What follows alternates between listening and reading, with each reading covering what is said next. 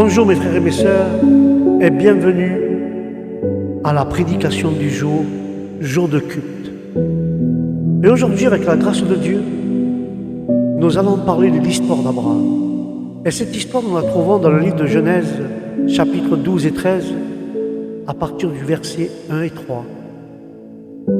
Et là, nous voyons que Dieu choisit Abraham et le sépara de ses semblables afin de réserver un peuple parmi lequel le vrai culte serait maintenu jusqu'à la venue du Christ. Et à partir de ce moment, Abraham et ses descendants constituent presque l'unique sujet de l'histoire biblique. Et là, nous voyons, frères et sœurs, qu'Abraham fut mis à l'épreuve pour voir s'il aimait Dieu plus que tout.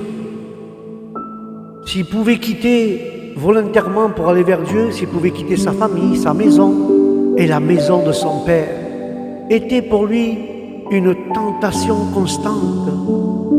Il ne pouvait rester parmi eux sans risquer la contamination, car ils étaient une famille d'idolâtrie. Alors, là nous pouvons voir, frères et sœurs, ceux qui abandonnent leur péché et se tournent vers Dieu tireront un profit indicible de ce changement. Mais le commandement donné par Dieu à Abraham est très proche de l'appel de l'Évangile, car les affections naturelles doivent céder le pas à la grâce divine.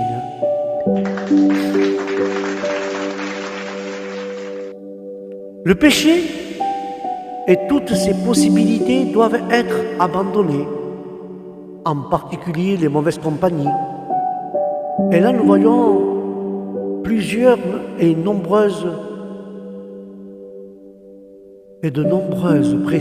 nombreuses et précieuses promesses.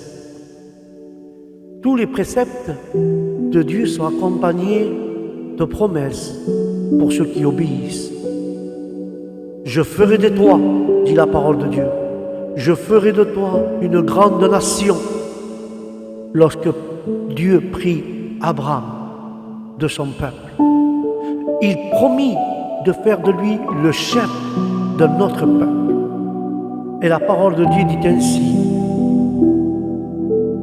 je te bénirai, et les croyants obéissants hériteront assurément de la bénédiction au nom de Jésus.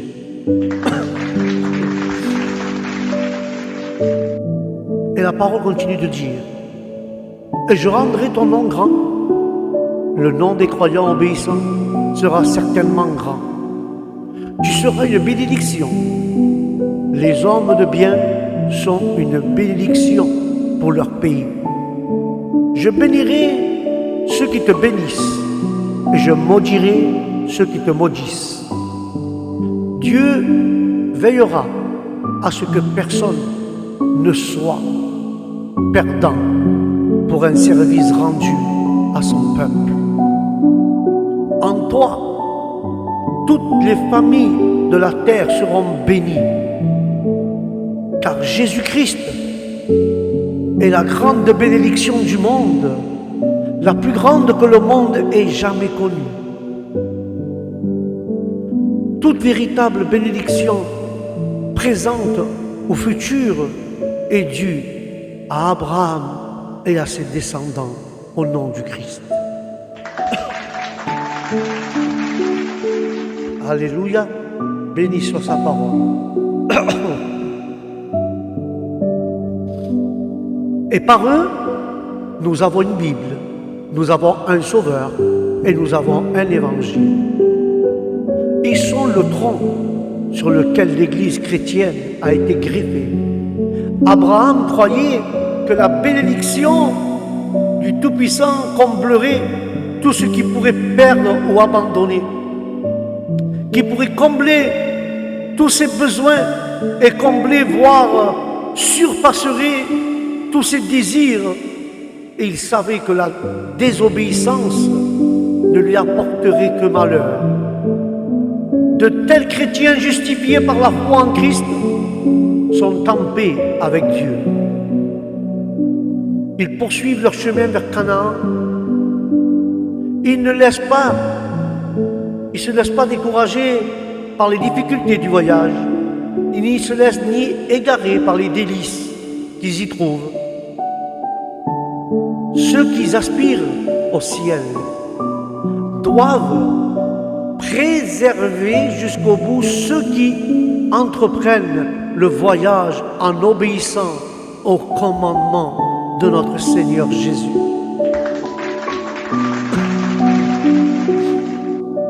Alléluia. Et en se conformant humblement à sa providence, ils triompheront certainement. Ils trouveront finalement le réconfort à Canaan. N'était pas comme d'autres terres, une simple possession extérieure, mais une figure du ciel. Et en ce sens, les patriarches l'appréciaient, car Abraham trouva le pays peuplé de Cananéens, de mauvais voisins. Il poursuit son chemin et continua son chemin. Il arrive, frères et sœurs, que les hommes de bien ne soient pas stables. Et souvent, ils changent d'état. Les croyants doivent se considérer comme des pèlerins et des étrangers dans ce monde. Car le livre des Hébreux, au chapitre 11, et versets 8 à 13, même 14, nous parle et nous voyons et nous pouvons remarquer combien de réconfort Abraham trouvait en Dieu, bien que peu satisfait de ses contacts avec des Cananéens qu'il y rencontra. Il éprouvait un immense plaisir de communiquer avec Dieu qui l'avait conduit jusque-là et qu'il ne l'avait pas abandonné. Car la communion avec Dieu se maintient par la parole et la prière. Car Dieu se révèle et révèle ses faveurs progressivement à son peuple. Car auparavant, frères et sœurs, il avait promis de montrer le pays à Abraham. Et maintenant, il promet de lui donner. À mesure que la grâce augmente, le réconfort augmente. Il semble voir qu'Abraham comprit aussi cela, comme la concession d'une terre meilleure dont il attendait une patrie céleste. Et c'est pour ça que le livre des Hébreux, chapitre 11, verset 16, nous parle de cela. Qu'Abraham s'installa dès son arrivée à Canaan. Et bien qu'il ne fût qu'un étranger ou un pèlerin, il perpétua le culte de Dieu dans sa famille. Il ne souciait pas seulement de la partie cérémonie de la religion, mais la présentation des sacrifices, mais prit conscience de rechercher Dieu et a invoqué son nom, car le sacrifice spirituel que Dieu a agréé, il prêcha le nom du Seigneur et il enseigne à sa famille, à ses voisins, la connaissance du vrai Dieu et de sa sainteté et de sa sainte religion. Car le culte familial est une bonne vieille coutume, frères et sœurs, car rien de nouveau, mais une ancienne coutume des saints. Car Abraham était riche, il avait une famille nombreuse, mais il n'était pas établi. Il était entouré d'ennemis. Néanmoins, partout où il établissait son camp, il construisait un autel à Dieu. Alléluia. Et là, où que nous allions, nous manquons pas d'emporter notre religion avec nous. Alléluia. Il existe, frères et sœurs, aucune, je dis bien aucune situation terrestre exemptée d'épreuves, ni de caractère exempté des défauts. Il y a eu une famine à Canaan, le plus glorieux de tous les pays, de tout, et tout comme l'incrédulité d'Abraham, le père des fidèles, avec les maux que cela entraîne toujours, car le bonheur parfait, la pureté parfaite ne se trouve qu'au ciel. Abraham, quitte Canaan pour un temps et se rend en Égypte avec l'intention de n'y rester que le temps nécessaire, afin de ne pas donner l'impression qu'il regarde en arrière. Et là, nous pouvons remarquer, frères et sœurs, nous pouvons remarquer là qu'Abraham dissimule sa relation avec Sarah, égarée, et demande à sa femme et à ses serviteurs d'en faire autant. Il dissimula une vérité pour la nier, en exposant aussi sa femme et les Égyptiens au péché. Mais la grâce par laquelle Abraham était le plus connu était la foi. Sa grâce d'Abraham, il était connu par sa foi. Alléluia. Mais cependant, il chuta par l'incrédulité et la défaillance envers la providence divine. Même après que Dieu lui soit apparu à 2 reprises, hélas, que deviendra une foi faible? La foi d'Abraham, hélas, est devenue une foi faible lorsqu'une foi ferme sera ainsi ébranlée. Bien souvent, si Dieu ne nous délivre pas des difficultés et des angoisses dans lesquelles nous sommes plongés par nos propres péchés et notre folie, nous serions détruits. Et il ne nous traite pas selon ce que nous méritons, car le châtiment heureux sont ceux qui nous empêchent de nous engager dans le péché et nous incitent à accomplir notre devoir, notamment celui de réparer ce que nous avons injustement pris ou gardé. La réprimande de Pharaon à Abraham était très juste. Qu'est-ce que tu m'as fait? Quelle indignité pour un homme sage et bon. Et là nous voyons qu'Abraham, qui était un homme sage et bon, si ceux qui professent la foi commettent des actes injustes et trompeurs, surtout ils tiennent des propos qui frisent le mensonge, ils devraient être disposés à entendre, frères et sœurs, à une réprimande qui ont raison et qu'il a raison d'être reconnaissant envers ceux qui leur parlent ainsi. Les dieux furent bienveillants. Pharaon était si loin de vouloir tuer Abraham comme Abraham le craignait. Il prit particulièrement soin de lui. Nous nous laissons souvent emporter par les craintes totalement infondées. Souvent nous craignons alors qu'il n'y a rien à craindre. Pharaon ordonna à ses hommes de faire aucun mal à Abraham. Il ne suffit pas que les autorités nous fassent aucun mal à elles-mêmes. Elles doivent empêcher leurs serviteurs et leur entourage de faire du mal.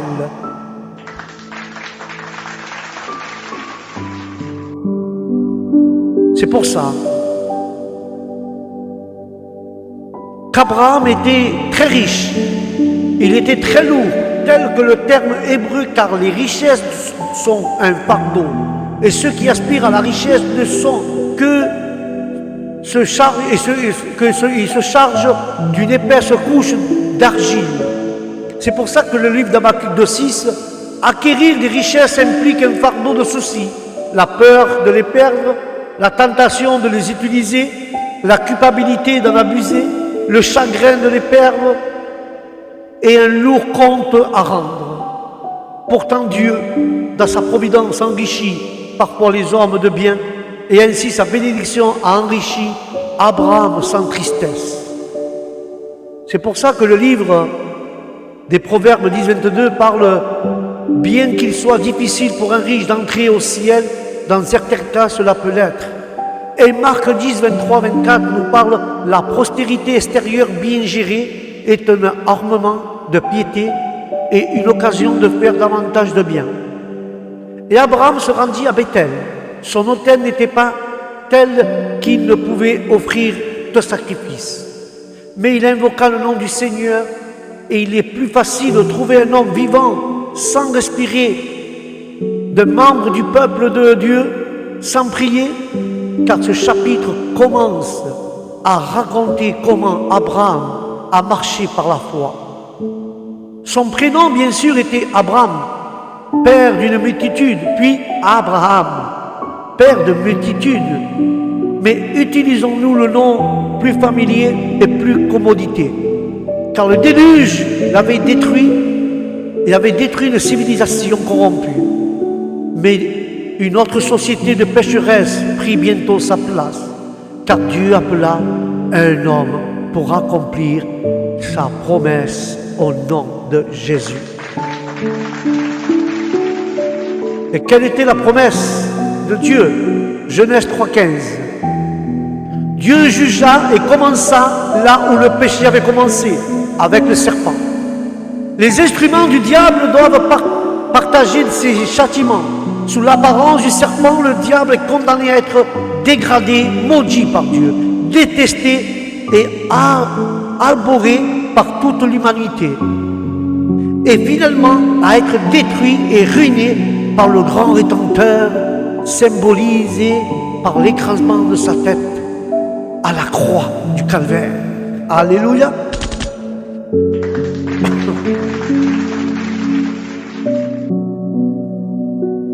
Et là nous voyons que la guerre est déclarée entre la semence de la femme et la semence du serpent.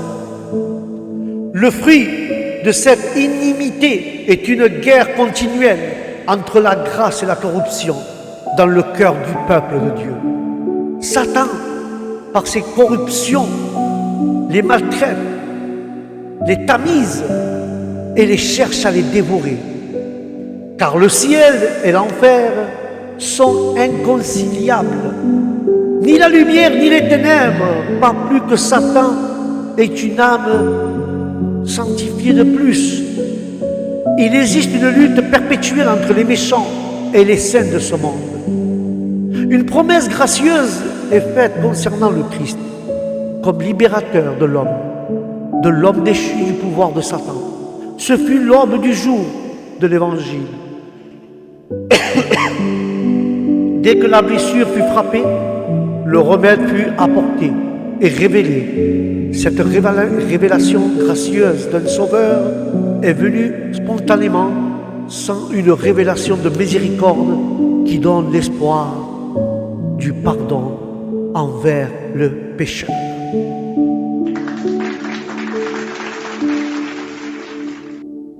Et là nous voyons que le pécheur, convaincu, sombrerait dans le désespoir et va s'endurcir. Mais par la foi en cette promesse, nos premiers parents et les patriarches dans le déluge furent justifiés, sauvés. Des détails sont donnés concernant le Christ. Son incarnation ou sa venue dans la chair, que leur sauveur soit de la descendance de la femme, os de mes os, est un grand encouragement pour les pécheurs.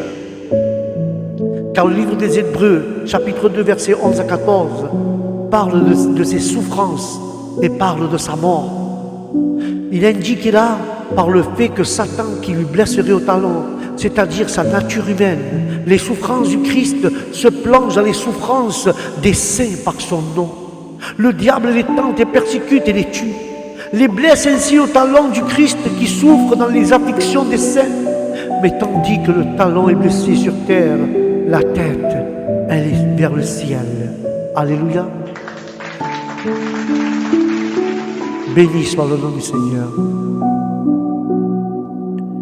La tête est au ciel. Sa victoire sur Satan, le Christ a déjoué les tentations, a déjoué les tentations de Satan et a sauvé des âmes. Il a sauvé des âmes de ses mains. Par sa mort, il apporte un coup fatal au royaume du diable. Une blessure incurable à la tête de ce serpent. À mesure que l'évangile gagne du terrain, Satan s'effronde d'envoyer un sauveur au monde.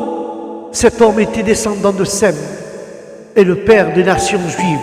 Et avec lui, Dieu allait bénir le monde entier.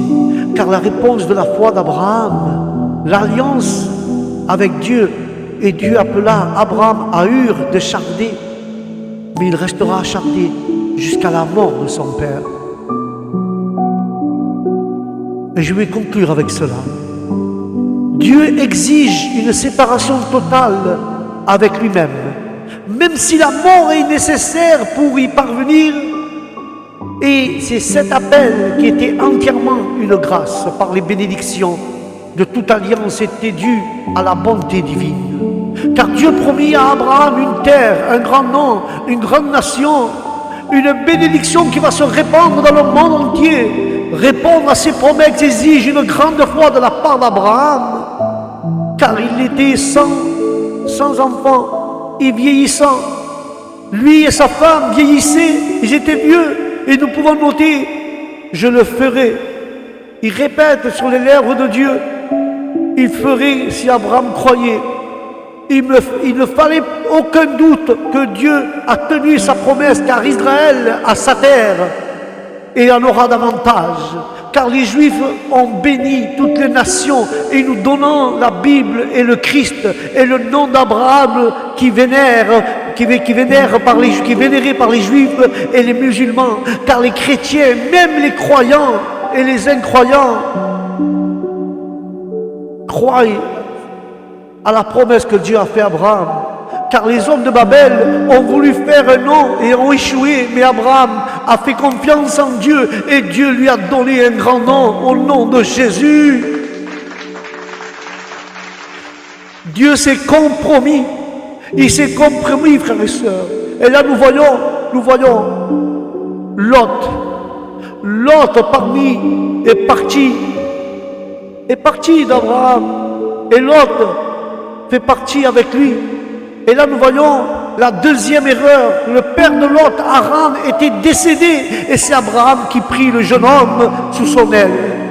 Ce qui ne fit que lui créer de graves problèmes plus tard. Alors Dieu a dû séparer Lot d'Abraham avant de pouvoir réaliser son plan pour la vie du patriarche. Son long voyage de Héran à Canaan n'était pas raconté, mais il exigea certainement foi et patience. Car, frères et sœurs,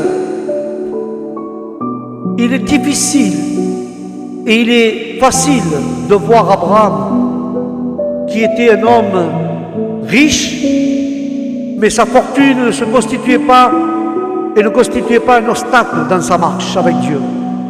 Les voyageurs arrivent à Sichem, le lieu de l'épaule. Quel bonheur pour le croyant de vivre le lieu de l'épaule, là où les bras de l'Éternel sont en bas. Alléluia.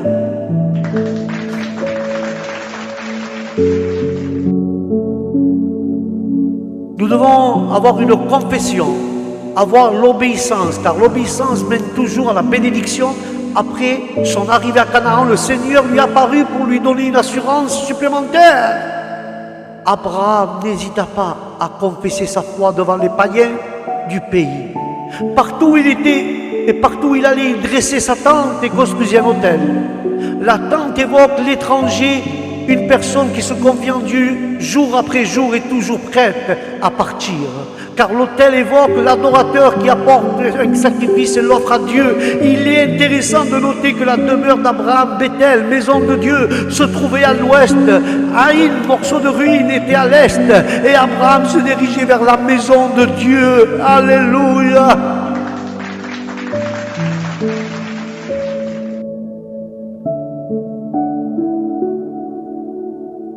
Et là, Lot tourna le dos à la maison de Dieu et se dirigeait vers l'est. En retournant dans le monde avec les conséquences désastreuses, de plus, chaque fois qu'Abraham s'écarta de la volonté de Dieu, il perdit sa tente et son autel. À chaque fois qu'Abraham est parti et s'éloignait de Dieu, il a perdu son autel et sa tente là où il dormait. Mes frères et mes sœurs, quand nous tournons vers le monde, quand nous allons vers le monde, nous perdons la foi, nous perdons l'église, les frères qui avec nous dans l'église, le pasteur. Quand nous partons dans le monde et nous tournons le dos à la maison de Dieu, nous perdons toutes les bénédictions. C'est pour ça qu'aujourd'hui je t'invite à faire comme Abraham. Abraham, sa richesse n'était pas un obstacle pour la marche, pour marcher avec Dieu. Si tu n'arrives pas à marcher avec Dieu aujourd'hui, cherche quel obstacle tu as qui t'empêche de marcher avec Dieu. Pour ça, je t'invite, avec la grâce de Dieu, à courber nos têtes, à fermer nos yeux, et nous allons prier pour que Dieu nous fasse fort et qu'il n'y ait aucun obstacle dans nos vies qui puisse nous empêcher de marcher avec Jésus. Amen. Voilà mes frères et mes sœurs, c'était le thème d'aujourd'hui. Au culte du jour, l'histoire d'Abraham. Que Abraham adorait Dieu et sa richesse, ce n'était pas un obstacle pour marcher avec Dieu. Lot a tourné le dos à Dieu et Abraham ne l'a pas fait. Alors nous devons être dans l'obéissance. Quand il y a de l'obéissance envers Dieu, il y a des grandes bénédictions qui tomberont dans nos vies, dans nos familles et dans nos enfants. Alléluia. Sur ce, je vous dis au prochain programme, au prochain culte, que Dieu vous bénisse, que la paix de Dieu soit dans vos cœurs et dans vos familles, et que le Saint-Esprit vous accompagne là où vous allez, qu'il soit tout le temps avec nous, au nom du Jésus de Nazareth. Amen et Amen. Sur ce, je vous dis que Dieu vous bénisse et au prochain programme, Shalom.